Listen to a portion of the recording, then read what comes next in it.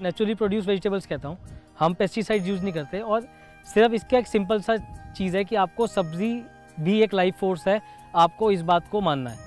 उस पर जो पेस्ट आएगा वो भी एक लाइफ फोर्स है, उसको ही मानना है। आपको सब्ज़ी की ताकत समझनी है, पेस्ट की ताकत समझनी है।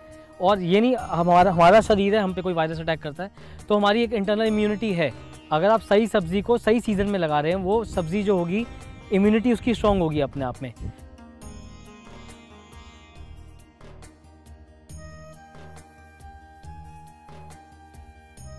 मेरे को पहले कोई इंटरेस्ट नहीं था फार्मिंग को लेके, ना मुझे आइडेंटिफाई नहीं कर पाता था मैं धनिया का पत्ता कैसा होता है, ये कैसा होता है। तो over a period of time 2-2.5 साल का एक रिलेशनशिप हमारा फार्मर्स के साथ रहा है और उनके साथ काफ़ी चीज़ें सीखने को मिली और एक एम्पैथेटिक रिलेशनशिप डेवलप हुआ फार्मर्स और मेरे बीच में। मतलब उन्होंने मेरी बात समझी, मैंने उनकी समझी।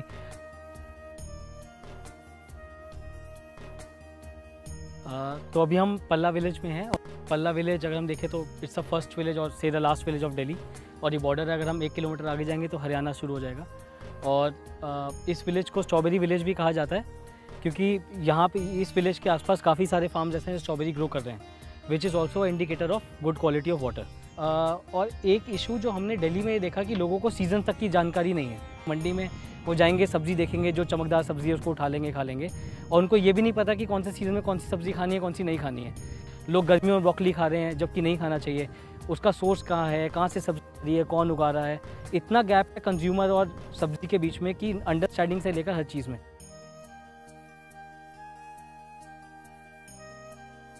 ड्रिप इरिगेशन से पानी कंट्रोल में रहता है कि अगर मान लो कि गोभी चलो ज़्यादा पानी टॉलरेट कर सकती है, धनिया नहीं कर सकता, या कोई क्रॉप है जो नहीं कर सकती, तो इसलिए पानी हम उतना ही देते हैं कि जड़ लेती रहे। तो कम पानी अगर गोभी को मिल रहा है लेकिन वो उसको कम नहीं पड़ेगा कि डायरेक्टली जड़ के अंदर जा रहा है, और जिस सब्ज़ी को चाहिए पानी कम तो वो भी उसके अंदर सर्वाइव कर जाती है। तो इस तरीके से इसलिए ड्रिप इरिगेशन में ये चीज़ रहता है कि अगर आपको वैरायटी ऑफ वेजिटेबल्स करनी है तो ड्रिप इरिगेशन ही आपके पास एक रास्ता बचता है। के अलावा सर इसमें पानी अगर आप ड्रिप यूज़ नहीं करेंगे तो कितने % पानी बच जाता है? 90% ड्रिप बचा लेता है पानी।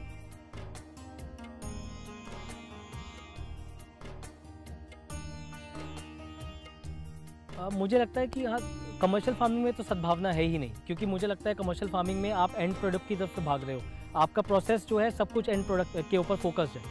आप मिट्टी को भी आप ये नहीं सोचोगे कि आप पेस्टिसाइड मारोगे, उसका कार्बन कंटेंट कम कर रहे हो, इसके नीचे जीव जंतु हैं काफ़ी सारे, उनको नुकसान पहुँच रहा है।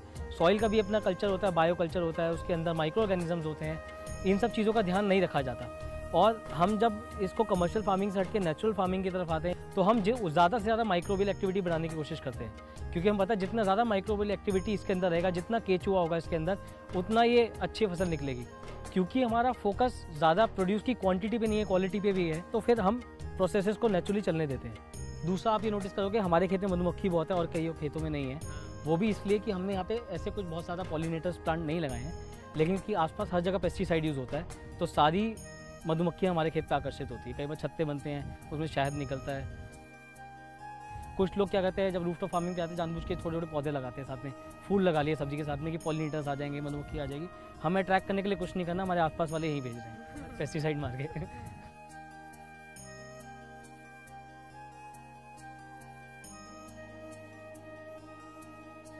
मार्केट में ये होता है कि जिसकी फसल पहले आ जाती है तो उसको ज़्यादा रेट मिल जाता है, जिसकी फसल बाद में आती है उसको कम रेट मिलता है। तो हर कोई चाहता है मैं सीज़न से पहले निकाल दूँ। सीज़न से पहले सब्ज़ी अगर निकालनी है आपने अच्छे रेट के लिए किसान को, तो उनको इंजेक्शन भी लगाना पड़ेगा, हार्मोन्स भी डालने पड़ेंगे, उनको केमिकल भी डालना पड़ेगा, क्योंकि एक प्लांट अपने सीज़न के टाइम पे सबसे ज़्यादा इम्यूनिटी स्ट्रॉन्ग होती है उसके अंदर से, क्योंकि वो भी लाइफ फोर्स है, वो हम हमेशा मिस करते हैं। आप उसको पहले करोगे, ऑफ सीज़न उगाओगे, तो वो हमेशा एक तरीके से वल्नरेबल रहेगा, पेस्ट को लेके भी, धूप को लेके भी, या फिर सर्दी को लेके भी। तो ऐसे में ज़्यादा सपोर्ट लेना पड़ता है केमिकल का। तो एक कहावत है, if something is not eating your garden you doing something wrong, कि आपके कुछ खाने ही नहीं आ रहा तो आप कैसे खा सकते हो।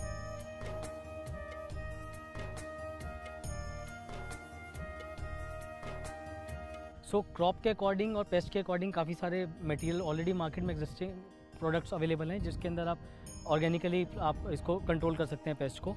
ये ऑर्गेनिक इंडस्ट्री में वाइडली एक्सेप्टेड ये एक प्रोडक्ट है, this is called yellow sticky traps. तो इसमें क्या होता है कि क्योंकि हम पेस्टिसाइड यूज़ नहीं करते और ये पता लगाना बहुत ज़रूरी होता है कि कौन सा पेस्ट आने भी वाला है, तो अकॉर्डिंगली हम उसको ऑर्गेनिक तरीके से हम वी कैन यूज़, हम राख डाल सकते हैं, हम मट्ठा डाल सकते हैं, काफ़ी चीज़ें होती हैं। लेकिन क्या चीज़ डालनी है और कौन सा पेस्ट आ रहा है, सबसे पहले अर्ली इस पर कैच होता है। तो ये लगाने से होता है कि इस पर पेस्ट, हाँ ये सारे पेस्ट हैं इसके ऊपर, तो ये चिपक जाते हैं। तो एक तो ये जैसे कि यहाँ पे टमाटर लगा हुआ है, टमाटर में कौन सा कीड़ा खाने आने वाला है तो उससे हमें पहले पता चल जाता है कि कौन सी जनरेशन आ रही है प्लांट उसकी पेस्ट की, तो ये इसमें कैच कर लेता है एक तरीके से। लेकिन ये सब चीज़ें जो होंगी कि अब मान लीजिए कि एक प्लांट को हमें इसके अंदर भी हमें प्लांट की लाइफ साइकिल को समझना होता है।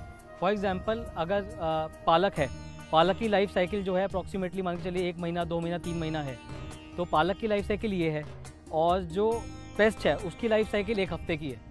तो हमें ये पता है कि पौधा ज़्यादा जिएगा, पेस्ट कम जिएगा, तो हमें ये करना होता है कि हम किसी तरीके से 1 हफ्ते बाद तो पेस्ट आपका मर ही जाएगा, जो उसके अंडे हैं उसको स्टेरलाइज कर दीजिए।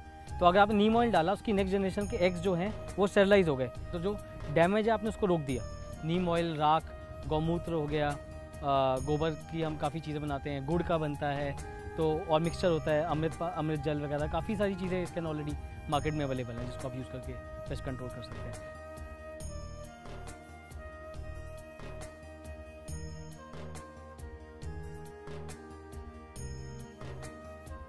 तो जब दिल्ली में यमुना एंटर करती है तो ये फर्स्ट विलेज है दिल्ली का, तो यमुना बहुत साफ़ है, मतलब हमारा जो पीने का पानी भी है वो भी दिल्ली गवर्नमेंट यहीं से लेती है। होता क्या है, अब से 10 किलोमीटर आगे जाके बेल्ट के अंदर दिल्ली के अंदर जब रिवर और ज़्यादा इंटरनली जाती है तो रिवर के साथ नजफगढ़ का नाला जो कि 70% वेस्ट कैरी करता है सिटी का, वो उसके अंदर आके मिल जाता है।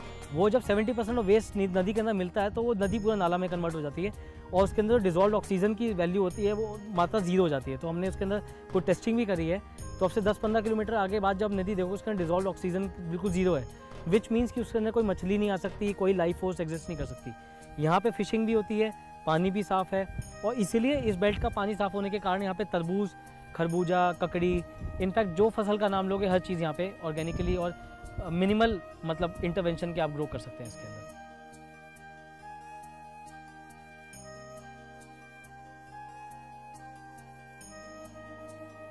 नहीं, एक थेरेप्यूटिक रिलेशनशिप तो प्लांट के साथ होता ही है, मतलब काफ़ी रिसर्चेस भी ऐसी हैं जो इसको प्रूव करती है कि बच्चों को अगर गार्डनिंग सही स्टेज में अगर बचपन में सिखाई जाए तो फिर वो ज़्यादा अवेयर रहेंगे अपने आसपास के एनवायरनमेंट को लेके, ज़्यादा अवेयर रहेंगे सीजन्स को लेके, ज़्यादा अवेयर रहेंगे अपने आसपास के पेस्ट को लेके, बटरफ्लाइज को लेके, बीज को लेके, तो एक इकोसिस्टम बनता है। अभी क्या होता है, जैसे हम ऑफिस जाते हैं या फिर हम कहीं जाते हैं 9 to 5 की जॉब में, आपको ध्यान नहीं होगा कल टेम्परेचर कितना था या फिर आज टेम्परेचर कितना है।